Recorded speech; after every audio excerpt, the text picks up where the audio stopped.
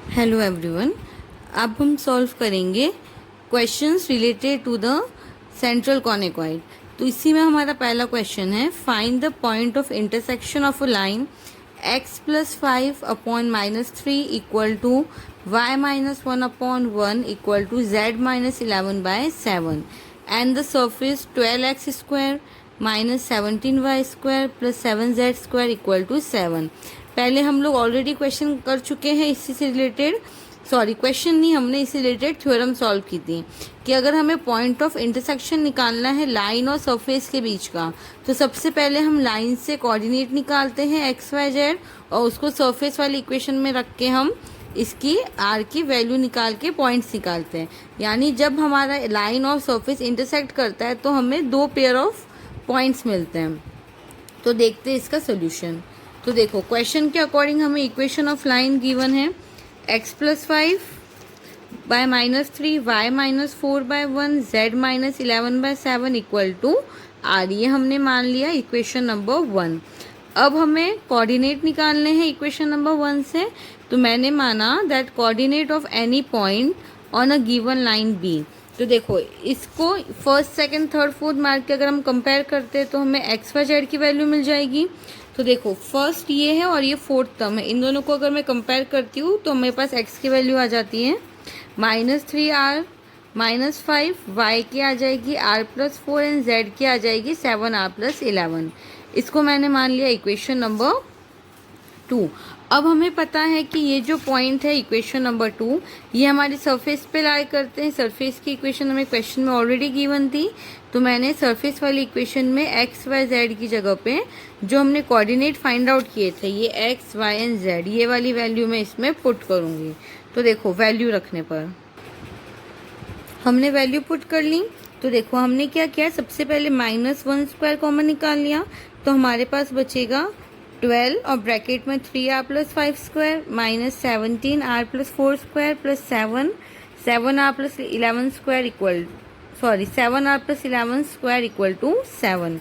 फिर मैंने सिंपली बस ब्रैकेट सॉल्व किया है इसको और सिंप्लीफाई करने के लिए। तो देखो ब्रैकेट सॉल्व करने पर हमें इक्वेशन मिलेगी, ब्रैकेट दिख रहा होगा सभी को, मैंने सिर्फ a+b² वाला फॉर्मूला लगा के ब्रैकेट सॉल्व किया है।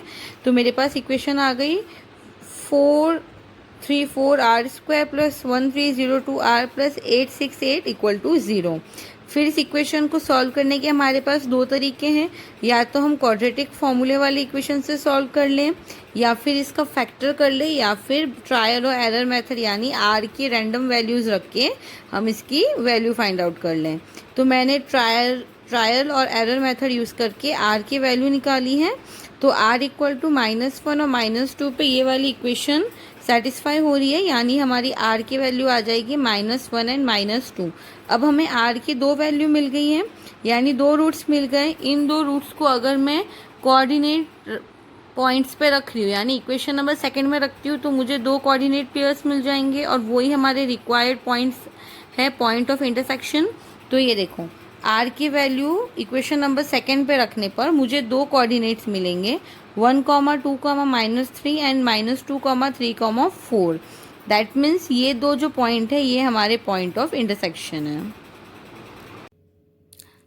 अब हमारा नेक्स्ट क्वेश्चन है, find the equation of two plane which contain the line 7x + 10y - 30 equal to 0 equal to 5y - 3z and touches the ellipsoid 7x² + 5y² + 3z² equal to 60।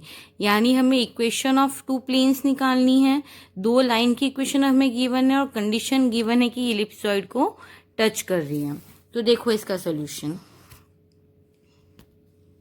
हमें given है equation of line, ये दोनों line हमें question से given थी, that 7x + 10y - 30 equal to 0 and 5y - 3z equal to 0।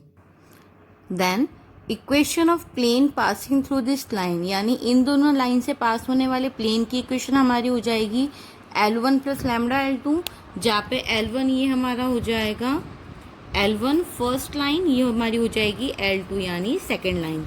So the equation of plane passing through this line is L1 + λ L2। तो मैंने L1 L2 की value put कर दी। तो देखो मेरे पास आ जाएगी इक्वेशन नंबर 1, सिर्फ मैंने इसको सिंप्लीफाई किया है। अब हम देखो ये हमारी equation number 1 equation of plane थी, तो मैंने इक्वेशन नंबर 1 को standard form of equation of plane से कंपेयर किया, तो एल एम एन और पी की वैल्यू आ गई। देखो ये हो जाएगा एल हमारा 7, एम हो जाएगा 10 + 5 लैम्डा। इसको हम ऐसे भी लिख सकते हैं, अगर 5 कॉमन निकालूँ तो दैट इज 2 + लैम्डा। एन हमारा हो जाएगा -3 लैम्डा और पी हमारा हो जाएगा 30। तो मेरे पास एल एम एन और पी की वैल्यू आ गई। अब हमें पता है कि ये जो प्लेन है वो इलिप्सॉइड को टच कर रहा है, क्वेश्चन में गिवन है, और हम पहले भी इसको सॉल्व कर चुके हैं कि अगर हमारा कोई प्लेन है वो इलिप्सॉइड को टच करता है तो उसकी इक्वेशन हमारी आती है a² l² + b² m² + c² n² = p²। अगर इसमें डाउट है तो इससे पहले वाली वीडियो जो मैंने बनाई थी टेंजेंट प्लेन वाली, और उसमें कंडीशन थी टचिंग वाली, कंडीशन ऑफ टेंजेंसी कि plane touching the central conicoid, उसमें मैंने ये पूरा डिटेल में एक्सप्लेन किया है, तो वहाँ पे जाके एक बार चेक कर लेना, ठीक है। तो हमारी ये कंडीशन होती है जब प्लेन हमारा इलिप्सॉइड को टच करता है। तो देखो हमारे पास आ गई इक्वेशन नंबर 2। अब ये हमारी इलिप्सॉइड की इक्वेशन क्वेश्चन में गिवन थी, तो इसको मैंने इलिप्सॉइड का स्टैंडर्ड फॉर्म, यानी इलिप्सॉइड का स्टैंडर्ड फॉर्म हमारा होता है x² / a² + y² / b² + z² / c² = 1। तो मैंने इस वाली इक्वेशन को इसके स्टैंडर्ड फॉर्म से कंपेयर किया, तो मुझे a², b² और c² की वैल्यू मिल गई। तो देखो कंपेयर करने पर हमारी वैल्यू आ जाएगी 60/7, b² आ जाएगा 12 और c² आ जाएगा 20। यानी अब हमारे पास एल एम एन पी की वैल्यू हम पहले से ही निकाल चुके हैं, और हमारे पास a², b² c² की भी वैल्यू आ गई। ये सारी ही वैल्यूज़ मैं इक्वेशन नंबर 2 में पुट करूँगी, ठीक है। तो इक्वेशन नंबर 2 में सारी ही वैल्यूज़ पुट करने पर देखो ये इक्वेशन बना हमारे पास, फिर मैंने सिर्फ इसको सिंप्लीफाई किया है, तो इसका सोल्यूशन आप देख सकते हो। ये इसको सिंप्लीफाई करके ब्रैकेट खोलने पर मेरी इक्वेशन आ जाएगी 2 λ² + 5 λ + 3 = 0। फिर मैंने इसके फैक्टर्स कर लिए क्योंकि मुझे लैम्डा की वैल्यू निकालनी है, और मुझे पता है कि लैम्डा की मेरे पास 2 वैल्यू आएगी क्योंकि हमारे पास 2 प्लेन गिवन है। तो इसका मैंने फैक्टराइजेशन किया तो मुझे लैम्डा की 2 वैल्यू मिली, दैट इज़ -1 एंड -3/2। तो लैम्डा की इन्हीं 2 वैल्यू को मैंने रखा इक्वेशन नंबर 1 में। इक्वेशन नंबर 1 थी हमारी 7x + 10 + 5 lambda y -3 lambda z = 30। तो इसमें एक बार मैंने लैम्डा की वैल्यू रखी -1 और एक बार लैम्डा की वैल्यू रखी -3/2। तो मुझे 2 इक्वेशन मिलेगी, that is 7x + 5y + 3z - 30 = 0, और एक मिली 14x + 5y + 9z - 60 = 0। और ये दोनों ही हमारी required equation of tangent plane है। आई होप सभी को ये 2 क्वेश्चन क्लियर होंगे।